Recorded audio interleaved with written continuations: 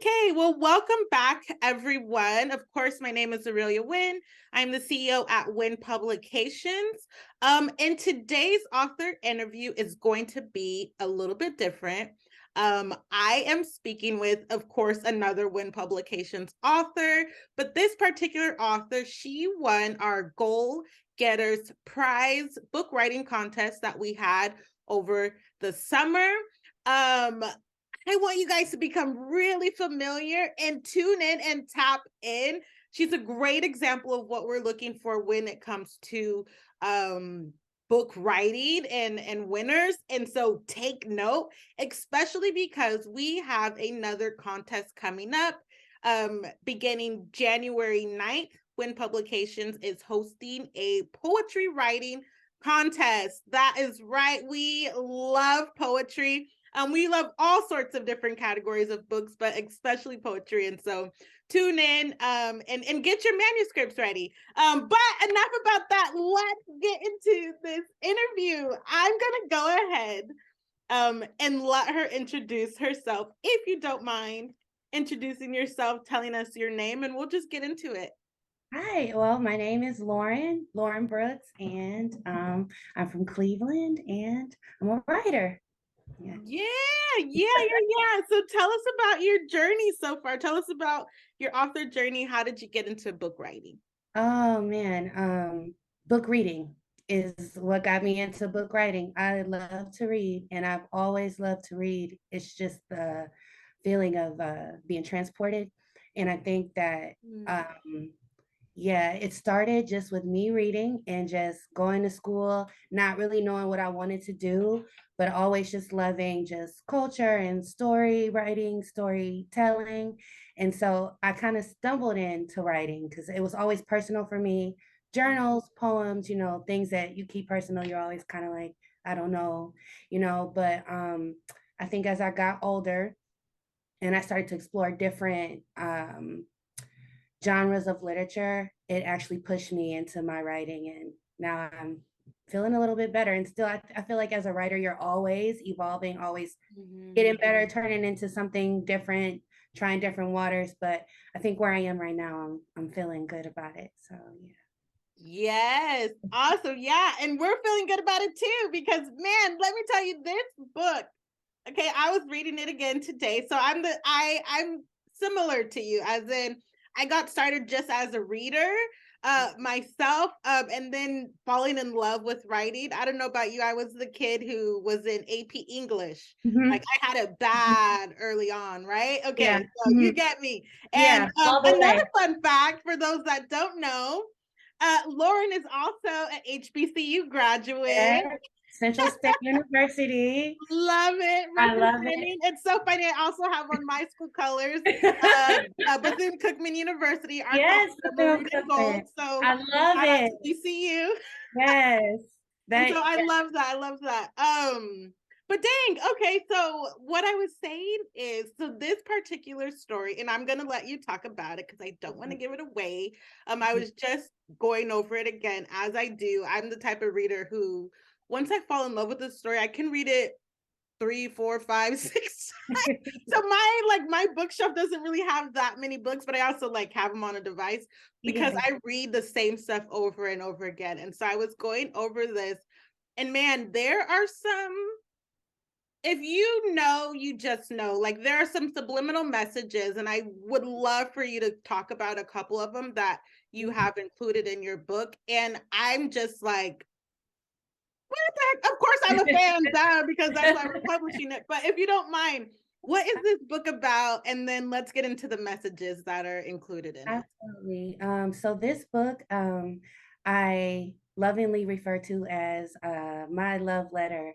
It is an amalgamation, I feel, of my experience as a Black woman and the experience of those who came before me. So um, I am very much rooted in Black culture, especially, coming from HBCU, Mm-hmm. and having a degree in literature from an HBCU definitely has influenced me as a writer. So, but I'm also a big fan of fantasy, right? So I've always loved like Harry Potter, Lord of the Rings, authors like Victoria Aveyard and Tomi Adeyemi, like things like that. But I realized that I hadn't really seen our experience, Black experience, right, translated into fantasy the way that seems real, right? And so another thing is just the history of slavery, where we are today in this world. We all know, you know, what it is like in society.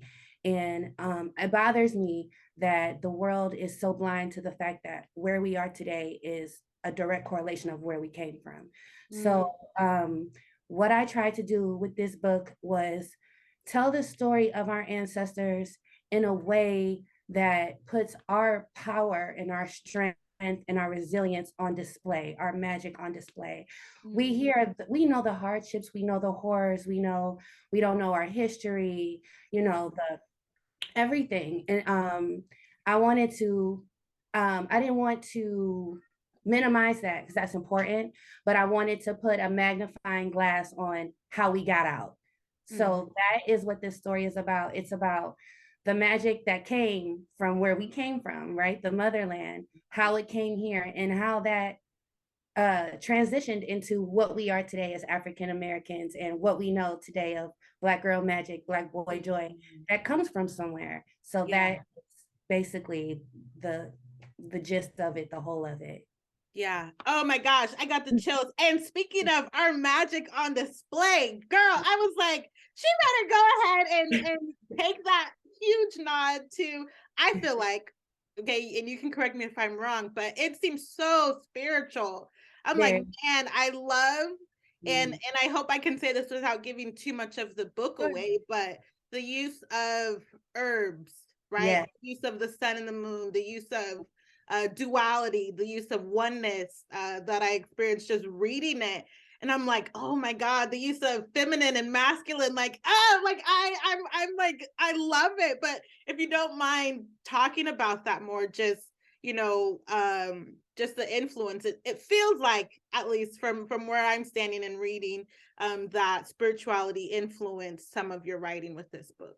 Oh yeah, absolutely. I would say, like I said, this book is a love letter. So it's my life, or a Mhm. part of my life. And a big part of my life was my grandmother, who has passed away. And my Mhm. grandmother was born in New Orleans. She picked cotton. Mm. Um, but she was a God fearing woman, a Bible quoting woman. But she was a beer drinking woman. She was a cussing Mm. woman. She was Mm. she was all of the things. And as a child, watching her was just like it was an experience for me. So I grew up churchy. Like I grew up in church. Yeah. I one of those kids that was in church Monday, Wednesday, Saturday, Come Sunday, and on. Come on.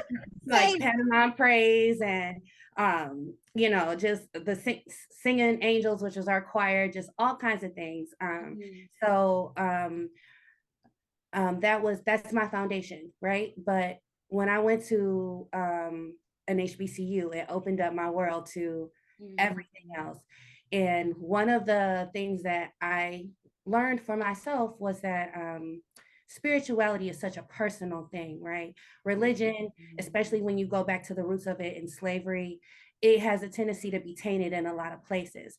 So my goal in this book was to tie the commonalities in spirituality to our morals, our values, because one of the things that I know, having descendants that come from Louisiana, and the research that I've done, is there's a lot of misconceptions about hoodoo and voodoo as well. Come on. Yeah. And so, specifically hoodoo, which is a mix of Christian values with African traditions, and it has this tendency to get, I don't know, labeled as dark.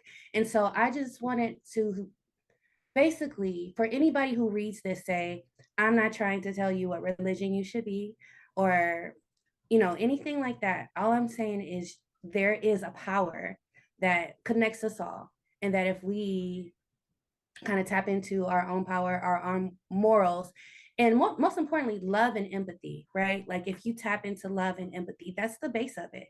So I found, you know, like I said, being churchy, that is definitely my foundation.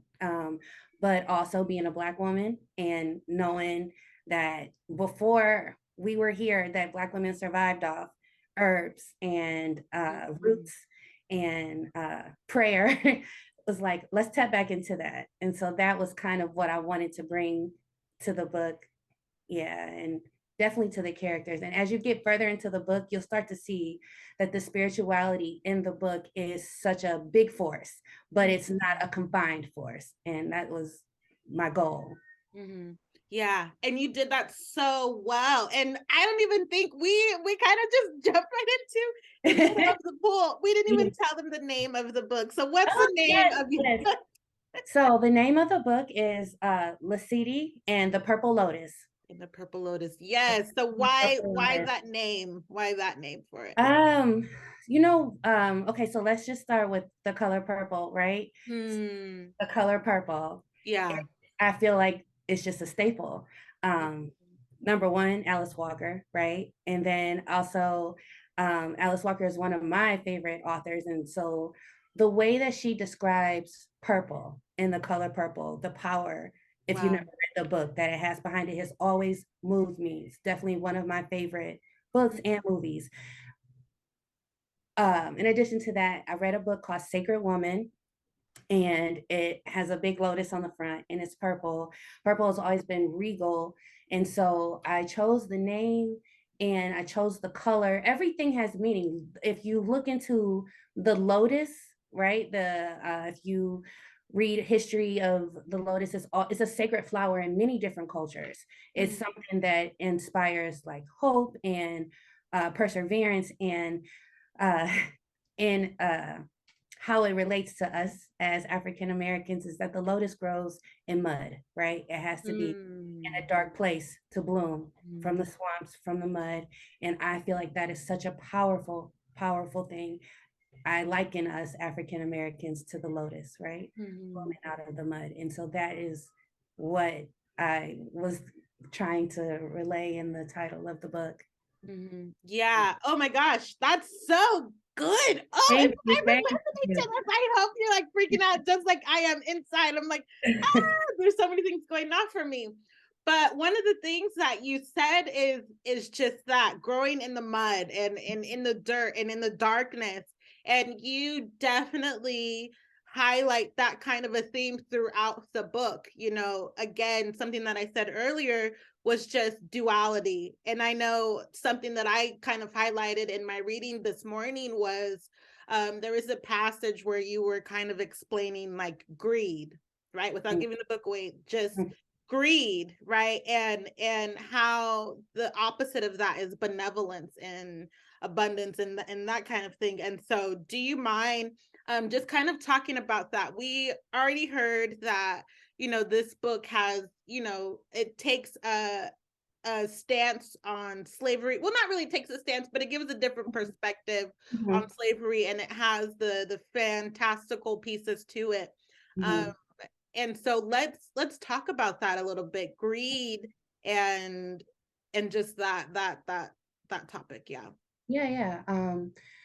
I would say, it's a part of my personal experience as a woman. Um, I think that when you go through things in life, you have a tendency to just kind of wonder why it's happening to you, right? Sometimes you feel like you don't deserve it or whatever the case may be. But I've been through a lot of things and I've learned that if you change your perspective, right? And instead of saying, is it going to be a good day or is it going to be a bad day? If you say to yourself, is it going to be a day that feels good or is it going to be a day that's good for me? Right. And so that's kind of like how I look at life, like pain, things you go through that will hurt you. Instead of looking at it as a bad thing, looking at it as if it's something that'll be good for you, even if it doesn't feel good for you. And so I wanted to just kind of highlight in this book that there is no joy without pain, right? How do you know one without the other? Yeah. How do you know what you stand for if you've never been challenged, right? It's the it's the idea that you were made specifically the way that God intended for you to be made. And it's your responsibility to use your situation around you to tap into what God has made you for. And so things like greed, things like pain, things that we tend to distance ourselves from to protect ourselves. Sometimes God puts us right in the middle of the storm because he says, you won't be who I want you to be unless you go through this. And so I wanted to highlight in the book that you have to accept the good as much as you have to accept the bad. And you have to realize that they play with each other. They play on each other. They go together, right? Lightness and darkness, the sun and the moon. How do we know one? And so it's just this whole, it's a it's a self-knowing thing, I would say. You know what I mean? That's kind of what I wanted to get to. It's about knowing yourself, knowing your darkness and your lightness, and figuring out how that plays into how you move. I hope I'm not rambling because there's just so much. Yeah, definitely. No, you girl, we were following you. We were following you. We were following you. But no, because that's exactly what I got. And it was even like touching my heart reading it. You know what I mean? And there's been other books that I've had the opportunity to publish. Just shout out to Fabrine Treviso. And I totally butchered her last name. I'm so sorry, but one of the things is even I was reading her book. She has a book called All of Us. And just a message of just, you know, kind of the things that we all go through in life. And these kind of books really move me, obviously, because we've all been through something. And I want to say this year by far, personally, though professionally, Winn Publications is doing amazing. But in my personal life, it's like, damn. I can relate. Excuse me. I can relate. Damn. I can relate. It's the balance, right? It's that balance, right? And I'm like, I've spent, you know, and just to be transparent, which I always choose to operate in that modality, is just to be transparent with people because, like you said, we all have a story to share, and some of us choose to share our stories in writing or in painting and things like that. I'm a lover of just creative people in general. And so I love this. But man, you know, someone said just kind of becoming, you know, into the ideal person that you desire to be or intend to be is cutting away at the things that you really do not enjoy. Absolutely. And for me this year, the things that, like the areas that I would consider darkness, did that for me. It was like letting go of things that were in my life and on my path that really that's the word I've been on today, but had no business being there. And it's like, okay. And like looking back, you know, because it's the end of the year and I know a lot of us choose this time to reflect. And it's like, dang, looking back over that, like, you know what? I'm a better person because of that. Absolutely. And I wholeheartedly believe that, you know, just my personal story is, you know, just my business is attached to who I am. I feel like it because, you know, it just is. I mean, it's a whole conversation that we could have, but not right now.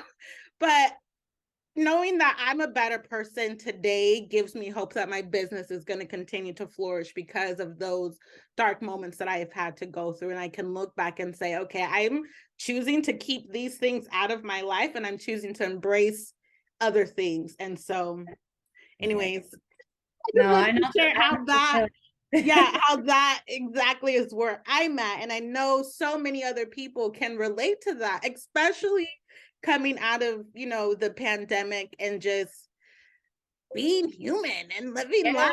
You know what I mean? And so anyways, that's good. What else? Why now? Why this book right now? I'll be honest with you. I didn't choose this time. Okay. You know what? I have been working on this. It's always been a thought. I had like journals, notes, research for years, literally years. And I would just kind of write as I was going. And I was telling my family, I'm writing this book and like, you know, life, right? I still have regular life. I still have to, you know, bills to pay, everything else. So I'm, you know, But I would say it was the contest. It was when I Mm, saw that the contest was available. You know what? Just kind of go back to what you were saying about this last year being a mm, trying time and also a blessed time for you. I've the same exact thing. Like my mm, personal life took such a dramatic turn this year. mm. Who I am right now, I was somebody completely different this time last year. I was in a Come on, me too. totally Yeah. different space. And so when 2022 started, I was on a like actually beginning a brand new journey, like in a brand Mm, new space and everything else. And so I did a lot of praying, I did a lot of self-reflecting, and I just did a lot of trusting my gut, trusting mm, the time of things. And it just so happened that the contest, it showed itself to me. And I was mm. like, I don't know if I'm gonna win this contest, but I'm gonna put my book in here and we're gonna see what's gonna happen. And I won, and it was just such a I cried. It was just such Mm, a a turning event in my life. And mhm, it was a confirmation for me, like because within the year my career had changed, my home life had changed, my mhm, status had changed, like a lot of things for me had changed. And so I found myself on this road of getting back into my writing, doing work that is reflective of what I want to do personally, right? Not just doing jobs mhm, that are jobs, like doing things that'll make me better, aligning myself with where I wanted to be. mhm, Because I knew that at some point I want to write books for a living. This is, don't want to, I want to be successful, not just a writer, mhm.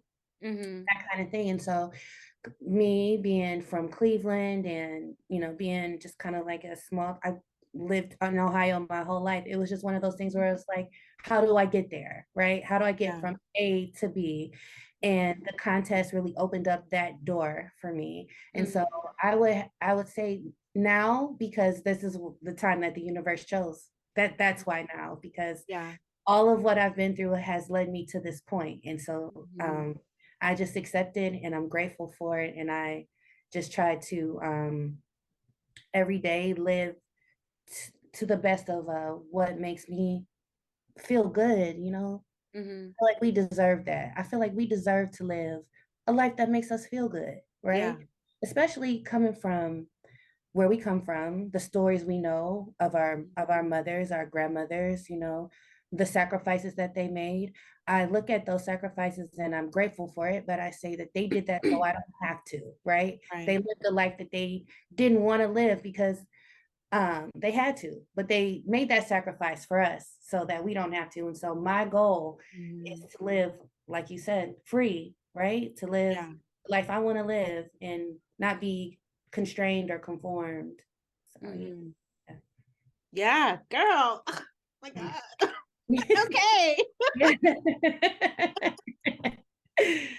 I love it. Yeah, no, and that makes sense. And it's so funny. I don't mind. I hope you don't mind me sharing, but I was No. looking at all of the entries. I Mhm. said, this girl got hers in at the last minute. So Whitney I did. Finn. I did. I actually, when I found out about the contest, it probably was like maybe 3 weeks before the last Okay. day. And I went back and forth in my head about it. And then I said, okay, I'm gonna do it. And then after I decided I was gonna do it, I said, okay, let me go back and edit real quick and make sure everything is good. And I Yeah. nervously went back through every page, every word for days. And then when we got to the last day, I said, okay, Lauren, you've done as much as you can do. Give it over. Yeah.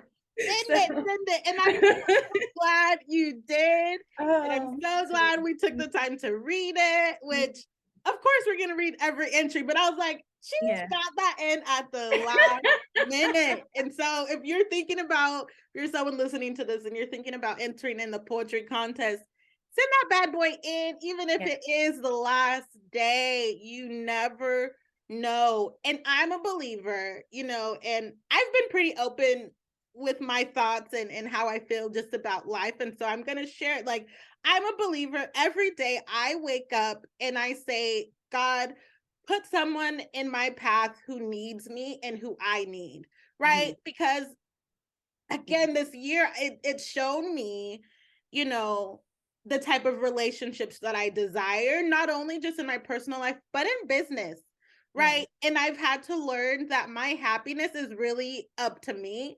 It's not up to anybody else. And that came from a lot of disappointment. Okay. It came from a lot of disappointment with just people in my life, and then just people that I've worked with in the past, as far as authors and stuff. And so every day I wake up and I tell God, this is all that I want to do. I said, Lord, understand, I don't want to do nothing else. You Yeah. understand me? I said, Yeah. there were times when I was offered positions other places, and I probably should have took those positions. Financially, my finances said, take that. No. And I said, no, this is what I'm going to continue to do. Did things unravel for me? Yeah, a lot of things happened because of the decision that I made, but I still stand on that faith, and I still stand on that hope that, you know what, people that need me will be put in my path. The people that, you know, I need to work with for whatever reason, for whatever the future may hold, they're going to be put in my path, because this is all that I want to do. I enjoy these conversations. I enjoy talking to writers, to just creative people all around. And so, as much of this is something that's exciting on your journey, know that, like, 8-year-old Arilia, 9-year-old Arilia Winn is cheering loudly, like, hell yeah, this is it for me. And so when you were talking earlier about, like, you know, this is something that you want to do full time, I absolutely see that for you. Absolutely. And keep this up. And just with that, like, what is next? Like, what can we expect? What are your desires for this next year, I guess, is the question. Oh, well, first, I just wanted to say that I thank you for all the things that you provided. Mm, The words, the platform, everything. I agree. I feel like I'm very spiritual in the sense that I believe that what is for me will find me, right? And when mm, I have to be honest, like when I first found out I won and I first was talking to you, I went back and I was talking to my mom. I was all excited, and I was like, Mom, you don't even know. I'm like, she's an HBCU graduate and she's this and yeah, that. I was like, I just feel like it's destiny. Like, yeah. and so talking to you now, hearing your story and how it relates to mine, I feel like it's just more confirmation. I Mm, definitely went through the same thing of life unraveling, of making mm. decisions based on uh, me and not my finances. Okay, come on now. And I've had to deal with a lot of backlash because of that. But Yeah, it's just a message that I want to send out to follow your dreams and do Yeah, come what on. you feel like you're being called to do. It'll work itself out. And so for me, this is it. There's nothing else for me but reading and writing.